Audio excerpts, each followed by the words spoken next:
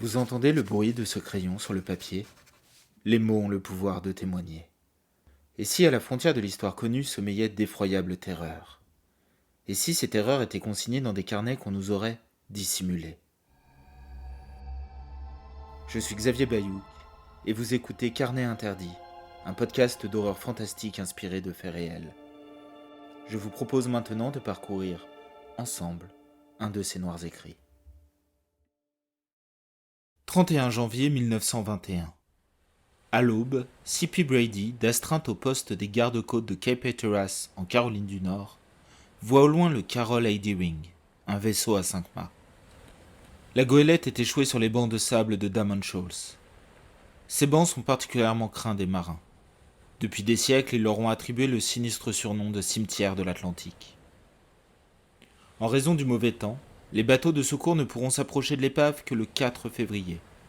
Quand l'équipe de sauvetage monta à bord, ce qu'elle découvrit fut des plus troublants. Le navire était désert.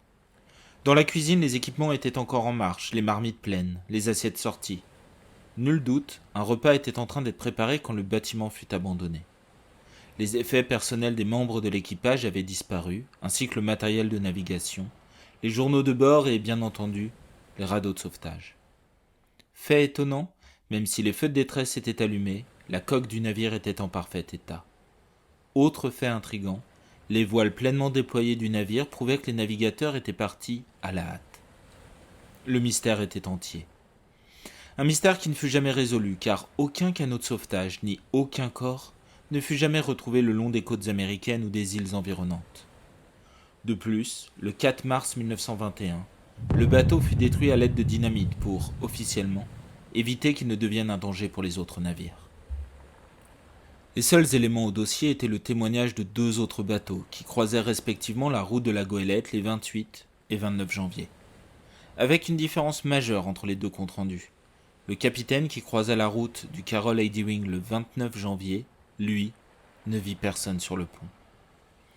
L'affaire fit grand bruit et remonta jusqu'à Washington, déjà en alerte suite à la disparition d'un autre navire, le SS Hewitt. Ce dernier disparut en effet le 25 janvier 1921 dans la même zone, avec 42 hommes à bord. Jamais il ne sera retrouvé. Mais fin 1922, malgré les efforts conjoints de 5 départements du gouvernement, les autorités fermèrent l'enquête sans aucune conclusion officielle sur l'affaire. Depuis, les spéculations vont bon train. Attaques de pirates, tempêtes en mer, mutinerie des membres de l'équipage, et aussi des spéculations plus ésotériques. Car il est important de vous le préciser, le Carroll A. Deering a traversé durant son périple le tristement célèbre triangle des Bermudes, avant de devenir un bateau fantôme et de s'échouer à presque 1000 km de cette zone mythique. Avant de plonger plus en profondeur dans l'un des grands mystères maritimes du XXe siècle, je vous propose que nous prenions le temps de parcourir, brièvement, l'histoire de ce navire. Revenons sur les faits qui entourent cette disparition. Le Carroll A. Deering est un navire construit en 1919 par l'armateur G.G. Deering, qui le baptisa du nom de son fils. Il bénéficie, pour l'époque, de toutes les plus grandes avancées technologiques comme l'électricité ou le chauffage, et possède, en plus, des pièces luxueuses. Le 20 août 1920, sur les quais de Boston, le capitaine William Merritt, qui a choisi son fils S.E. Merritt comme officier en second, monte à bord avec 10 autres hommes d'équipage, tous d'origine scandinave. Leur mission est alors d'acheminer une cargaison de charbon jusqu'à Rio de Janeiro après un passage à Buenos Aires. Suite à une maladie soudaine, le capitaine et son fils sont obligés de débarquer dans le port de Lewes, dans le Delaware. La société Deering fut donc contrainte d'embaucher un nouveau capitaine et un nouveau second lieutenant. Ce fut Willis T. Wormel, ancien capitaine de navire à la retraite et navigateur expérimenté, qui fut choisi comme nouveau commandant. Puis un certain Charles B. McClellan fut engagé comme premier officier. Le 8 septembre 1920, le Carroll A. Deering reprit finalement la route pour Rio de Janeiro, qu'il atteint sans incident. Willis T. Wormel donna alors un congé à son équipage et retrouva le capitaine Goodwin, un ancien ami dont le bateau mouillait dans le port. Durant leur rencontre, Wormel parla de son équipage avec dédain et précisa qu'il n'avait pas confiance en son second. Seul le mécanicien, un dénommé Herbert Bates, semblait avoir grâce à ses yeux. Le Carroll A. Deering quitta Rio le 2 décembre 1920 puis fit escale pour se ravitailler à la Barbade. Sur place, le second, McClellan, se saoula dans un bar en compagnie du capitaine Hugh Norton du navire Snow. Il se plaignit alors qu'il ne pouvait pas faire respecter l'ordre sur la goélette sans que Willis T. Wormel n'intervienne. Plus tard, Norton, en compagnie d'autres témoins, entendit McClellan dire qu'il se vengerait de son capitaine avant d'atteindre Norfolk. Sous, McClellan fut arrêté. Mais le 9 janvier, Wormel lui pardonna et le fit sortir de prison. Et c'est ensemble qu'ils reprirent la mer en mettant le cap sur Portland, dans le Maine. C'est donc dans cette ambiance délétère que nous retrouvons les protagonistes de notre histoire au beau milieu du triangle des Bermudes. Comme à l'accoutumée, franchissons ensemble le voile de ce qu'on appelle communément la réalité. Et si à bord du Carroll A. Deering, en ce 4 février 1921, un carnet avait été retrouvé. Un carnet écrit par le capitaine Willis T. Wormel en personne, et qui nous éclairerait sur la dernière traversée de la goélette.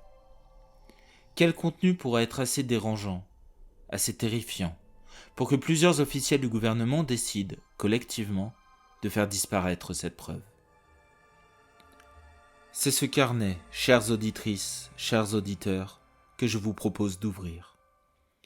J'espère que les profondeurs, insondables et obscures, n'éveillent pas chez vous de malaise, d'angoisse, ou ne sont pas synonymes de malheur. Quoique, vous pourriez avoir raison. Installez-vous confortablement, fermez votre porte et éteignez les lumières, car nous allons maintenant, ensemble, plonger dans la froideur de l'Atlantique Nord, là où les abysses se sont peuplés d'ombres qui vous observent. 21 janvier 1921 18h36 Je viens de fermer la porte de ma cabine à double tour. Je vais écrire ici ce que je ne saurais consigner dans le journal de bord. Je ne veux pas que McClellan ou aucun autre de ces dégénérés ne puisse tomber sur mes pensées les plus intimes. Je les vois fureter telles des ombres. Ils croient qu'avec ma vue, certes fatiguée, je ne remarque rien. Mais je sais que parfois ils viennent dans la cabine et consultent mes comptes rendus concernant cette traversée. Feindre l'ignorance reste la meilleure stratégie à adopter si je veux atteindre Portland. Depuis que nous avons quitté la Barbade, je m'interroge sur ma santé mentale. Il se passe des choses à bord de ce navire que je ne saurais expliquer. Des choses qui, je le crains, ne peuvent être mises sur le compte de cet équipage. Parfois, je me demande pourquoi j'ai sorti McClellan de prison. En toute raison, je me suis dit que j'avais besoin d'un second pour réussir la traversée, qu'un nouveau lieutenant ne ferait que mettre en péril l'équilibre précaire que j'ai trouvé avec l'équipage. Mais je m'interroge. Je ne cesse, depuis quelques jours, de penser que quelque chose a influencé ma décision. Pourquoi ce doute? Car étrangement, plus nous avançons au milieu de l'océan, plus je questionne mes souvenirs. Quand je me suis rendu à la prison, je jure que McClellan avait une expression étrange. Un sourire sardonique aux lèvres, l'air d'un homme qui sait que je viens le libérer. Et je crois me rappeler cette phrase qu'il prononça d'un air entendu. « Bien, nous ne les ferons pas attendre. » Où est-ce que je l'ai rêvé? Je ne sais plus. Ce qui est certain, c'est que le reste de l'équipage semble soudé autour de sa personnalité. Pourtant, il ne faisait pas partie de l'équipe initiale qui est partie le 20 août du port de Boston. Il fut recruté, comme moi, dans le Delaware pour remplacer les mérites père et fils. Je ne m'explique donc pas comment il est devenu, immédiatement, le point central des matelots. Dès le début, ils l'ont craint et, chose perturbante, ont eu pour lui une sorte d'adoration. J'ai essayé de casser son autorité, mais j'ai échoué. Est-ce dû à ses origines écossaises? Après tout, ils sont tous scandinaves. Ou est-ce la résultante d'un plan plus sinistre? Je n'arrive pas à chasser de ma pensée le fait que peut-être ils se connaissaient tous avant, que tout cela est le fruit d'une machination sombrement menée, que d'une certaine manière, la maladie du capitaine William Merritt n'était en rien due au hasard. Mais je n'ai aucune preuve de ce que j'avance. Depuis notre départ, nous avons réussi à maintenir notre cap et à éviter la mer des Sargasses. Pourtant, j'ai la sensation que les eaux que nous traversons ne nous sont pas plus bénéfiques. Depuis quelques jours, j'éprouve un étrange malaise face à l'immensité qui nous entoure. Ces eaux me paraissent avoir d'étranges reflets d'un noir d'encre. Et le vent. Il me semble parfois électrique, charriant avec lui une étrange odeur d'huile et de putréfaction. Cela me rappelle les ports de ma jeunesse qui s'étaient développés grâce à la chasse à la baleine. Pourtant, nous sommes loin de toute côte. Mais chaque jour, au crépuscule, je pourrais jurer que le vent semble charrier le parfum de mon passé. J'y ai même décelé une nuit le parfum d'Alicia, la première fille que j'ai aimée. J'avais 16 ans. 23h14. Je jure que quelque chose a tapé à mon hublot. Ce n'est pas la première fois que j'entends ce son. Comme si un animal frappait contre la vitre et faisait glisser ses ongles dessus. Mais à chaque fois que je me retourne, je ne vois rien. Juste l'océan. Depuis notre départ de la Barbade, ce phénomène se reproduit toutes les nuits. Parfois, juste après le coucher du soleil. Parfois, en plein milieu de mon sommeil. Je n'ai toujours pas trouvé le responsable derrière cette vulgaire supercherie, mais quand je l'aurai découvert, je saurai me rappeler à son bon souvenir. 22 janvier 1921. 12h14. Cette traversée prend des allures de plus en plus étranges. Ce matin, à 11h11 exactement, nous avons détecté un message de détresse à la radio. Je recopie ici l'extrait du journal de bord. 11h11. Un message vient de retentir à la radio. La connexion est mauvaise et il aura fallu plusieurs minutes pour nous permettre de comprendre une partie de l'appel de détresse au milieu des grésillements. Fort Lauderdale, ici le lieutenant Charles Carroll Taylor. Escadrille, vol 19. Boussole en panne, ciel changeant. 16h15, 5 décembre 1945. Ombre dans la mer, goélette. Ils se sont tous noyés. Mon Dieu, Mayday, Mayday. Nous avons tenté plusieurs fois de répondre, mais nous n'avons obtenu aucune réponse. Jusqu'à ce son, strident. Il a retenti dans toute la cabine avant que la radio ne tombe en panne. J'ai demandé à Herbert Bates de réparer la radio, mais celle-ci est beaucoup trop endommagée. Nous devrons donc poursuivre notre voyage sans pouvoir communiquer. Heureusement, nous avons un mégaphone à bord. Il pourra nous être utile si nous devons croiser un autre navire.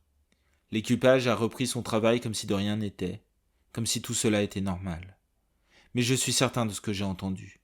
Ce lieutenant a mentionné 1945. Délirait-il ? Qui est-il ? De quelle goélette parlait-il ? Était-ce le Carroll Ring ? 22h45. J'ai surpris McClellan et un matelot échangés dans la cuisine. Ils n'ont pas vu que j'arrivais. J'ai donc écouté à travers la porte entr'ouverte leur conversation. Je n'ai pas entendu tout ce qu'ils disaient. Toutes ces messes basses m'inquiètent. Je crains une mutinerie. Je crains pour ma vie. À partir de ce soir, je dormirai avec mon colt sous mon oreiller. S'il leur venait l'envie d'en découdre, je m'assurerais d'emporter le maximum d'entre eux avant de tomber. Ils semblaient assez excités par l'incident de ce matin. Comme si tout cela était une bonne nouvelle, un signe qu'ils attendaient. Mais un signe de quoi ? En écrivant ces lignes, je jure avoir encore entendu des coups sourds sur le hublot de ma cabine. Je me suis retourné, mais je n'ai rien vu. Cela s'est reproduit plusieurs fois. À un moment donné, le crissement contre la vitre a été des plus détestables. Je me suis précipité contre l'ouverture, mais dehors, je n'ai vu que l'obscurité. Et quelques marques, comme des griffures, sur le verre. 23 janvier 1921. 8h53. Mon tour de garde de cette nuit me laisse un goût d'effroi dans la bouche. Je ne pensais pas que la peur pouvait avoir une saveur. Et pourtant, c'est un goût métallique et acide. Un goût de cendre. Même le whisky ne semble pas pouvoir l'ôter. J'étais sur le pont vers 3h15 du matin avec 4 autres membres d'équipage, de garde également. La mer était plutôt calme même si je me méfiais du ciel nuageux. J'avoue cependant que de ne plus voir les étoiles blafardes était rassurant. Je ne saurais me l'expliquer, mais depuis notre départ, j'ai la détestable impression que le ciel étoilé est différent. Je reconnais les constellations, mais pourtant je ne cesse de penser que leur position est légèrement différente, et leur rayonnement plus pâle. Parfois, j'ai l'impression de regarder le ciel au travers d'un verre d'eau trouble. J'ai conscience que ce que je dis est impossible, mais je ne peux nier l'impression que me laisse l'infini au-dessus de cette mer. Quoi qu'il en soit, tout le monde vaquait à ses occupations quand les nuages se sont écartés, laissant la lune apparaître. Et quelle vision d'horreur! Je jure que sa lumière était verdâtre. Oui, je crois que c'est la meilleure manière de décrire sa couleur. J'ai déjà vu des lunes allant d'une lumière blanche à une couleur orange, voire presque rouge. Enfant, nous avions beaucoup de contes de grand-mère sur ces fameuses lunes de sang. Mais une lumière verdâtre, quelle sinistre vision. J'ai demandé à un des matelots s'il voyait la même chose que moi, mais je n'ai reçu aucune réponse. Énervé, je me suis approché de lui et c'est là que j'ai vu J'ai vu que les 4 marins présents avec moi semblaient tous figés, la tête en direction de la lune, comme s'ils étaient sous l'influence de ces rayons maudits. Nul ne répondait à mes appels. Puis, comme un seul homme, ils se sont retournés vers moi. Et leur expression. Je n'ai jamais vu de tel sourire malsain de ma vie. Et leur regard. Ils semblaient luire de la même intensité blafarde que le ciel. Craignant pour ma vie, je suis vite parti réveiller les autres membres d'équipage. McLellan est tout de suite sorti de sa cabine et m'a suivi sur le pont. Mais arrivé sur place, la lune était repassée derrière les nuages et les matelots vaquaient à leurs occupations comme si de rien n'était. J'ai vu l'expression inquiète des membres de l'équipage me concernant. Ils me prennent tous pour un fou. Mais je sais ce que j'ai vu, je ne suis pas fou. 22h03. Après mon tour de garde, je me suis couché. Mon sommeil fut des plus agités. Je n'arrive pas à me rappeler mes rêves, mais j'ai cette impression que quelque chose d'indicible me chassait dans les couloirs du bateau. Comme si je n'étais qu'une simple souris, dans un labyrinthe. Le reste de la journée s'est passé sans encombre. Il est clair que mon alerte de cette nuit semble avoir creusé le fossé entre moi et le reste de mon équipage. À chaque fois que je donne un ordre, je les vois chercher du regard McLellan pour attendre un signe de confirmation. Je suis en train de perdre cette bataille pour le contrôle du Carroll A. Deering. Mais j'ai beau essayer de me convaincre du contraire, je ne cesse de penser que la bataille qui se joue ici est davantage pour le contrôle de l'âme de la goélette. 24 janvier 1921. 14h17. Il semble que j'ai perdu le goût. Toute la nourriture servie ce midi me semble insipide. Tout est fade et semble posséder un arrière-goût de vase doublé de notes métalliques. Je semble être le seul à être affecté par ce problème. Tout l'équipage semble, au contraire, avoir un appétit vorace.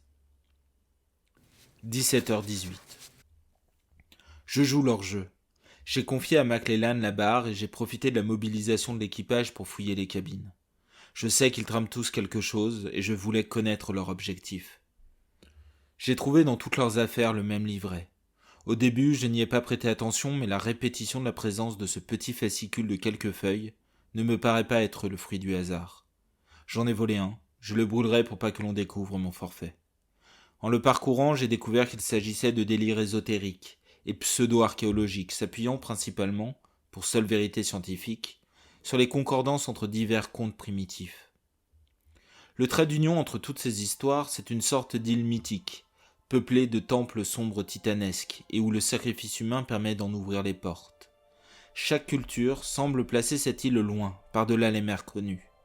À part un mythe mongol qui mentionne que cette antique cité, aux piliers noirs, se tenait au milieu d'un lac, avant que ce dernier ne soit transformé en désert. Apparemment, ce lieu païen sera le sanctuaire d'un fabuleux secret, une sorte de porte vers un infini existant par-delà le temps, la clé pour trouver la fontaine de jouvence ou l'arbre d'Éden.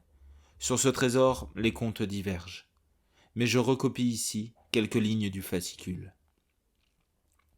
Et dans la sombre cité, autour du grand obélisque, dansent ceux que le temps ne peut attraper.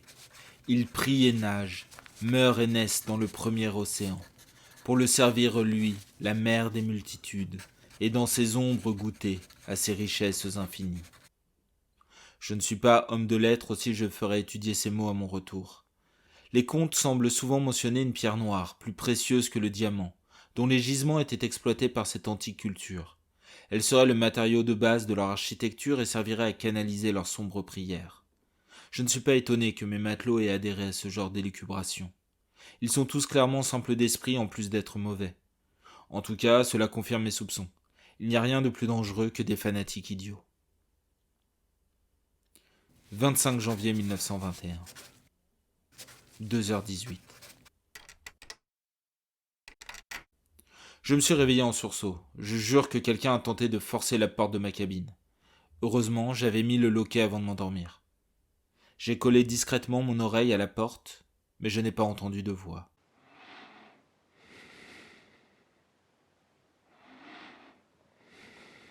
Juste une profonde et lente respiration, tandis que l'homme a baissé à plusieurs reprises la poignée de ma porte pour tenter de l'ouvrir. N'étant pas homme à fuir le danger, j'ai attendu quelques secondes, puis j'ai ôté le loquet et je l'ai ouverte brusquement en pointant mon colt sur l'agresseur. Sauf que le couloir était totalement vide. Je ne comprends pas. Si quelqu'un avait fui, j'aurais dû entendre le bruit de ses pas. 9h43. Nous naviguons au cœur d'un épais brouillard. Ne pouvant utiliser notre radio, nous nous relayons au mégaphone pour nous assurer de ne pas croiser un petit navire et d'éviter toute collision. 16h17. J'ai du mal à coucher ces mots sur le papier sans trembler. Ce matin, peu après 11h, nous avons émergé du brouillard pour nous retrouver devant un cargo en acier, dont les moteurs étaient à l'arrêt. Nous avons évité de peu l'accident. Son nom, peint sur le flanc du navire, était le SSI-8. J'ai pris le mégaphone pour entrer en contact avec les hommes du navire, mais nous n'avons reçu aucune réponse. Au bout de plusieurs tentatives, je me suis rendu à l'évidence. Le pont de ce navire était désert. Après une manœuvre périlleuse, nous avons positionné notre goélette contre le vaisseau, et avec McClellan et 4 autres membres d'équipage, nous sommes montés sur le pont. Après une heure de fouille complète du bâtiment, nous avons conclu que le SSI-8 était complètement désert. Fait étrange, l'ensemble des affaires de l'équipage était encore présent, ainsi que les journaux de bord que nous avons pris avec nous. La piste d'une attaque de pirates me semble donc peu probable. Avant de quitter le cargo, j'ai souhaité mener une dernière inspection. Pour un vieux loup de mer comme moi, je ne conçois pas comment un capitaine et au moins une 40aine d'hommes selon mes estimations peuvent abandonner un tel navire sans explication rationnelle. J'ai demandé au matelot Anders Soren de m'accompagner dans mon dernier examen du bâtiment. En explorant de nouveau la cabine du capitaine, mon regard a été attiré par un détail qui m'avait échappé la première fois. Un papier caché sous l'oreiller. Il y était griffonné les mots suivants. Nous n'aurions jamais dû ramener ce caillou à bord. Ce qui est au fond devrait y rester. Mais elle nous a vus. Elle me scrute la nuit. Dieu, ayez pitié de nous. Cette découverte me fit froid dans le dos. Du coin de l'œil, je vis Soren se saisir d'une pierre noire posée sur le bureau et la glisser dans sa poche. J'allais pour l'apostropher sur son vol manifeste quand quelque chose retint mon attention. Au bout du couloir qui menait à la porte ouverte de la pièce, se tenait une forme encapuchonnée. Je ne pense pas exagérer en disant qu'elle dépassait facilement les 2 mètres de haut. Impossible de distinguer son visage. Je l'ai appelée, mais je n'ai eu aucune réponse. Sa simple présence semblait infuser chacune de mes cellules d'une terreur primitive. Soudain, cette forme qui tenait plus de l'ombre que de l'humain s'est précipitée vers nous. Après, je ne saurais dire ce qu'il s'est réellement passé. Tout est devenu sombre dans la cabine, comme si nous étions au cœur de la nuit. J'ai honte de le dire, mais apparemment, j'ai perdu connaissance quelques secondes. Lorsque la lumière est revenue, j'étais par terre et Soren me secouait. J'ai vite repris mes esprits et nous avons déguerpi. Nous sommes tous remontés à bord du Carroll Heidering. J'ai essayé de demander à Soren ce qu'il avait vu. D'après lui, je me suis simplement effondré. Je lui ai parlé de la forme noire, mais il jure qu'il n'y avait rien dans le couloir, ni dans la cabine du capitaine. J'ai l'impression que tout l'équipage commence à me prendre pour un fou. Je ne retrouve pas dans mes affaires les carnets de bord du SSI-8. Je suppose que McClellan les a pris. Nous naviguons de nouveau dans le brouillard. J'ai noté la position du cargo pour que les autorités puissent le retrouver. Mais mon intuition me fait dire que ce navire et tout son équipage, peu importe où ils se trouvent, sont condamnés. Je crains que le même sort nous soit réservé. 26 janvier 1921. 6h47. Cette nuit, les cauchemars se sont faits plus intenses et, pire, ils semblent de plus en plus réels. Cette fois, je me suis retrouvé à arpenter le pont du Carroll Heidering. Tout me semblait plus sombre et l'angoisse qui m'accompagne depuis la Barbade faisait sentir son poids sur mes épaules. Je ne saurais l'expliquer, mais chaque ombre était mue d'une vie propre. Et soudain, je l'ai revue. Cette figure encapuchonnée. Elle me semblait encore plus allongée que dans mes souvenirs. Je ne pouvais toujours pas voir son visage, mais je savais que si elle ôtait sa capuche, l'horreur qu'elle révélerait me rendrait fou. J'ai essayé de lui échapper. Je suis descendu et j'ai couru encore et encore au milieu des coursives. Mais à chaque croisement, elle semblait m'avoir devancé et se tenait là, à plusieurs mètres devant moi. J'ai fini par trouver refuge dans ma cabine. Elle ressemblait à tout point à celle que j'occupe dans la réalité. À un détail près. Les hublots donnaient sous l'océan. Je pouvais voir les poissons et les ombres de quelques prédateurs marins. Soudain, j'ai senti une présence derrière moi. J'étais trop terrifié pour bouger ou pour me retourner. Je suis resté donc là, à prier. Mais apparemment, Dieu a abandonné le monde des rêves, car la seule réponse que j'ai obtenue fut un rire macabre, presque animal. Un rire si horrible que je me suis réveillé en sursaut. 17h16. L'équipage m'évite comme si j'étais fou. Peut-être que je le suis. Mes affaires personnelles disparaissent et se retrouvent à d'autres endroits, et tous les matelots jurent qu'ils n'y sont pour rien. Certains m'ont même dit qu'ils m'ont clairement vu arpenter le pont du bateau cette nuit. Pourtant, je sais que je n'y suis pas allé. Est-ce que je serais devenu somnambule ? 21h14. McClellan, ce fils de chien, m'a commandé d'aller me reposer dans la cabine. Sous son air prévenant, l'autorité dont il a fait preuve et l'attitude menaçante de l'équipage ne m'ont pas laissé d'autre choix que d'accepter. Il m'a commandé, moi, et j'ai obéi. J'aurais dû le fusiller sur place. Mais je suis réaliste. Je ne pourrai jamais réussir à me débarrasser de tous ces Scandinaves, et je me refuse à leur laisser le Carroll A.D. Wing. En descendant à ma cabine, j'ai surpris Soren observer la pierre noire qu'il a volée sur le SS Hewitt. Il l'admirait comme si c'était le plus grand trésor qu'il ait vu. À un moment, je jure qu'il l'a montré à quelqu'un. J'ai observé par le hublot de sa porte, mais il n'y avait personne. Juste une ombre.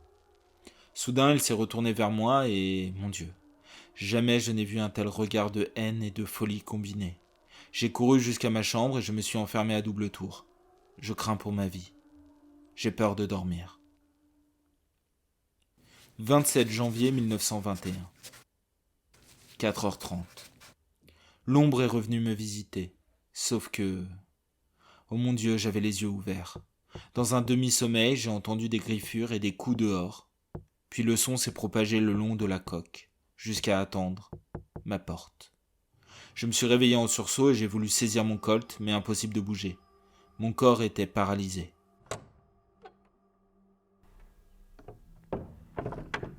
J'ai clairement vu la porte s'ouvrir lentement. Et l'ombre était là, immobile. En écrivant ces lignes, je sais que je dois paraître comme fou, mais je jure qu'elle était bien réelle. Et dans sa main, la pierre noire que Soren garde si jalousement. Puis d'un coup, l'ombre s'est retournée et s'est éloignée dans le couloir. J'ai alors pu retrouver ma mobilité. Je me suis levé, mais la coursive était déserte. Je me suis empressé de refermer la porte et j'ai bloqué la poignée avec une chaise. Dehors, j'entends l'équipage chanter. Un chant de leur contrée, mais les notes sont lugubres. 12h43. Ce matin, je suis monté sur le pont, le colt à la ceinture pour clairement faire comprendre à ces impies que moi aussi, je suis dangereux. Cela a eu l'effet escompté car McClellan m'a rendu la barre, sans rien dire. 15h17. Ils m'ont vu griffonner dans ce journal et clairement, cela n'a pas plu à McClellan. Pas grave, je le garderai maintenant sur moi en permanence comme mon pistolet. J'ai également surpris Soren en train de montrer sa pierre à mon second. Celui-ci lui a hurlé dessus et l'a frappé. La violence de l'assaut m'a presque fait intervenir. McClellan vociférait que cette pierre n'était pas un jouet, qu'elle devait rejoindre la tablette. De quelle tablette parle-t-il ? 18h20. J'ai stocké en cachette des vivres dans ma cabine, au cas où je sois obligé d'y tenir un siège. J'ai décidé de trouver cette tablette dont il parle. Je ne sais pas pourquoi, mais je sens que c'est essentiel pour comprendre cette affaire. 23h37. Je l'ai trouvée. Elle était cachée dans la cale. La fameuse tablette à la forme d'un rectangle dont il manquerait le tiers droit supérieur. Elle semble être faite du même cristal noir que la pierre du SS Hewitt. Est-ce de l'onyx ? Cela y ressemble, mais le minerai semble presque aussi dur que le diamant. Elle est gravée d'étranges symboles. Quand je l'ai touchée, j'ai failli me mettre à vomir. Elle semble à la fois très lourde et légère, froide et chaude. J'ai l'impression que seul un four a l'essence adéquate pour en apprécier les qualités. D'après un papier qui était avec, cette tablette a été fournie à McClellan par un homme à Rio. Il l'aurait lui-même obtenue d'un chasseur de trésors qui revenait d'une expédition dans le Yucatan. J'ai voulu prendre le trésor archéologique avec moi, mais mon intuition m'a crié de la laisser là. Cette intuition m'a sauvé plus d'une fois dans ma vie, et j'ai voulu faire confiance. Je vais recopier ici 2-3 symboles qui semblent gravés dans mon esprit. Peut-être que des scientifiques pourront m'éclairer à mon retour sur le continent. 28 janvier 1921. 3h17. J'ai rêvé de la tablette et d'une armée d'ombres vêtues de longues robes noires.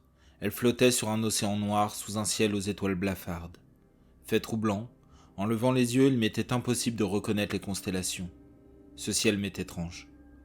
Les prêtres chantaient des paroles impies et se prosternaient devant un grand obélisque qui abritait la tablette. Tout l'édifice était fait de cette pierre noire qui semblait suintée. Oui, comme si cette matière était organique. Plus le chant grimpait en intensité, plus des corps remontaient des abysses pour flotter à la surface. Des corps bouffis par l'eau et à moitié dévorés par les créatures de l'océan. Mais tous arboraient une expression étrange, à cheval entre le plaisir et la douleur. Plus d'une quarantaine de corps dérivaient ainsi au milieu des ombres. Soudain, elles ont senti ma présence, et comme un seul homme se sont retournés vers moi. Leur visage. Cette vision me hantera jusqu'à la fin de ma vie. Leur visage était flétri et gris, la bouche démesurément grande car tailladée au niveau de la commissure des lèvres. Leurs yeux étaient crevés, et les mêmes symboles que sur la tablette avaient été gravés dans leur chair, à l'aide, je le suppose, d'un couteau. Ces êtres diaboliques ont alors hurlé, et je me suis noyé. Je sais que c'était un rêve, mais j'ai vraiment eu la sensation de me noyer. Jusqu'à ce que, par ma seule volonté, j'arrive à me réveiller. 7h43. Je trouve l'équipage agité, leurs traits sont tirés, et leurs mines presque grises. Est-ce qu'eux aussi sont la proie des mêmes cauchemars ? Je vais essayer de parler avec le jeune Herbert Bates. Je pense que ce garçon est juste influençable, mais je reste convaincu qu'il a bon fond. J'arriverai sûrement à le faire parler et à l'éloigner de cette bande. 11h28. J'ai réussi à me retrouver seul avec Bates, mais j'avais tort. Ce garçon est complètement fou. En fait, ils le sont tous. Quand je lui ai parlé de l'ombre encapuchonnée, son regard s'est illuminé de démence. Il m'a demandé si ça faisait longtemps que j'adorais les premiers. Les premiers quoi ? Je crois que je ne le saurai jamais. J'ai joué le jeu en disant que ma famille adorait ces êtres depuis des générations, mais que, hélas, le décès prématuré de mes parents ne m'avait pas permis d'être proprement éduqué dans cette foi ancestrale. Cela a eu l'air de le peiner. Il m'a donc raconté des histoires à dormir debout. Cela parlait d'anciennes divinités, de consciences brutes et sauvages qui échappaient à la domination de l'homme car vivaient en dehors du jardin d'Éden, lorsque Dieu donna à Adam dominion sur toutes les créatures. Certains de ces esprits vivaient dans les étoiles, d'autres dans les déserts ou même dans l'océan. Bref, il s'agissait d'un ramassis de légendes, dont certaines me faisaient penser aux histoires de marins sur le Kraken ou le Léviathan. Mais apparemment, pour Bates et les autres matelots, toutes ces histoires prouvent que ces consciences furent les premières formes d'intelligence à avoir peuplé notre monde. J'allais couper court à la conversation, n'estimant rien à tirer de plus de ce jeune simplet, quand il a mentionné quelque chose qui m'a fait froid dans le dos. Bates m'a demandé si j'avais vu le grand obélisque au milieu du premier océan. Je ne lui avais pas raconté mon rêve, mais à peine commençai-je à le questionner que McClellan débarqua et lui somma de se taire. Penaud, il s'en est allé et c'est à ce moment que d'autres matelots sont arrivés. Ils m'ont agrippé et m'ont conduit de force dans ma cabine avant de m'y enfermer. Je suis maintenant leur prisonnier. 15h17. Par le hublot, j'ai vu que nous venions de croiser un bateau-phare. Nous devons donc longer les côtes de la Caroline du Nord.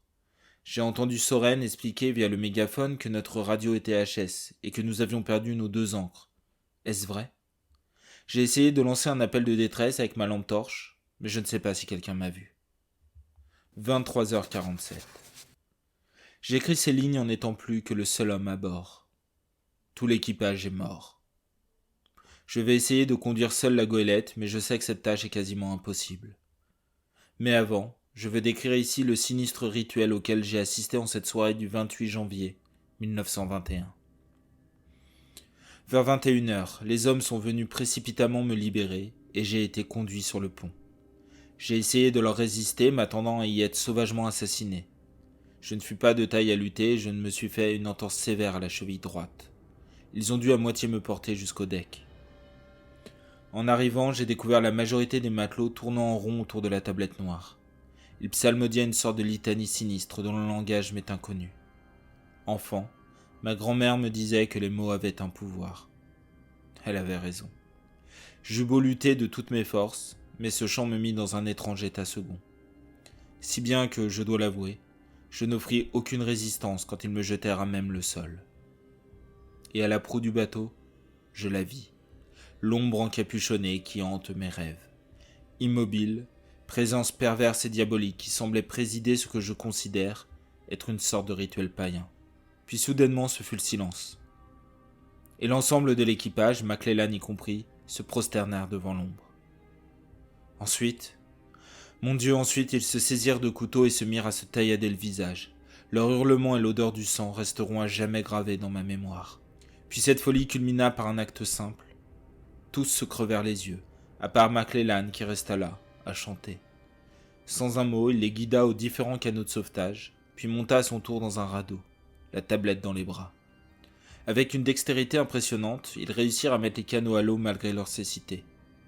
La suite, je n'en fus témoin que parce que je réussis à ramper jusqu'à la rambarde. Tout autour de la goélette, des ombres phosphorescentes dansaient dans l'eau.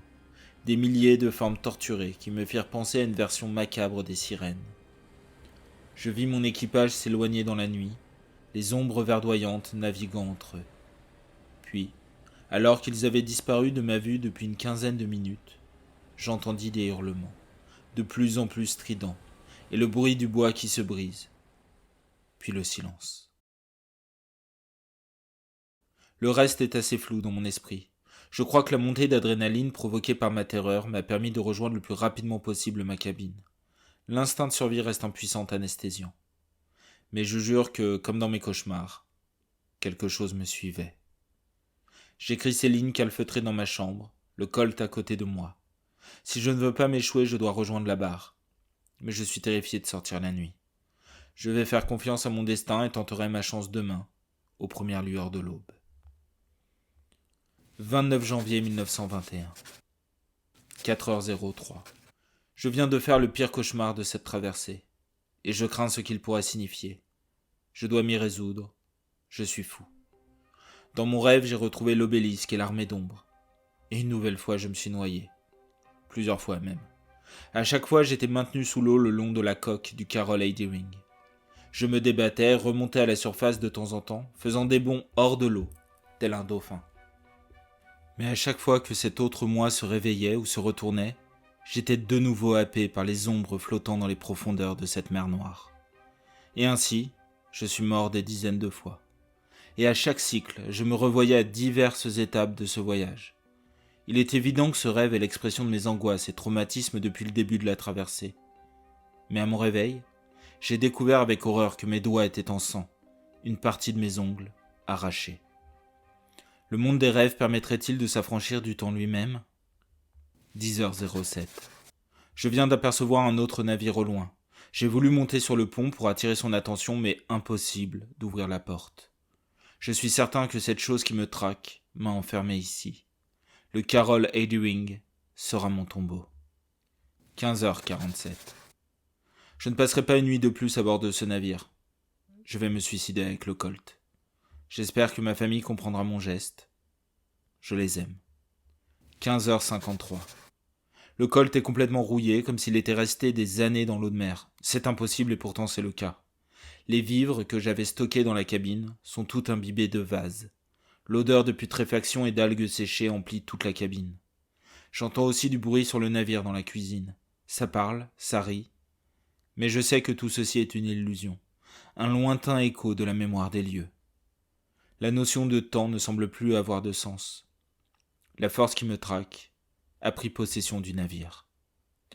19h47. J'ai peur. Je sens que l'ombre se rapproche. Rien ne sert de fermer la porte. Je n'ai plus la force de résister. Elle me veut. Les abysses me veulent. Tout homme devrait avoir le droit de choisir sa mort.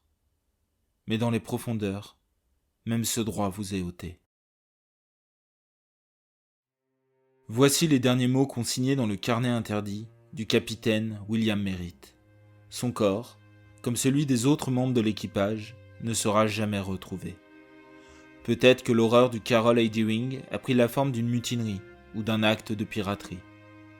Mais peut-être que cette tragédie est le fruit d'une horreur plus ancienne, tapie au fond des océans. J'espère que cette histoire vous a plu, et n'oubliez pas, la prochaine fois que vous contemplerez la mer, méfiez-vous, car peut-être qu'au fond de l'eau, des ombres vous scrutent.